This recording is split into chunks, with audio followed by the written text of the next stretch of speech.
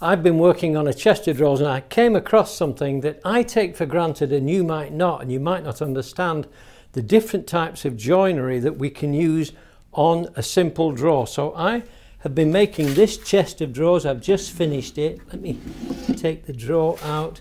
You can see the signature of fine furniture making is going to be the dovetail. I've used a dovetail here.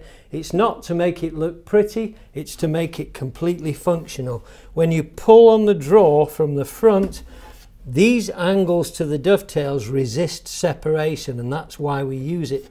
Oftentimes you'll see them used at the back, and that might be just a convenient thing to do, but I prefer to use a housing dado, because when I put the drawer in place, with the extension on the back, I can pull my drawer out and I can see all the way to the back because it's cantilevered and it's leaving on this haunch. You can make this as long as or as short as you want, but that's why we do what we do. So simple housing dado, dovetails, that's how we make drawers. It's a perfect way to do it. Now what we've got here, this will help me to show you. If I pull on this loose dovetail this way, it's got resistance when I pull against it. If you pull it sideways, it's got zero resistance, except when you put the glue on.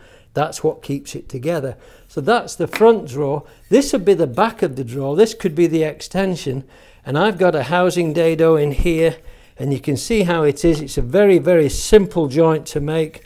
Press it together, hammer it home, glue it up, and it'll stay together because it's got no lateral pressure on it when you pull the drawer out. It's also used for bookshelves, it's used for other types of situations that we work in furniture making, but on the drawer back it really works well, and it gives it a really elegant feel. When you pull that drawer, you can see all the way to the back.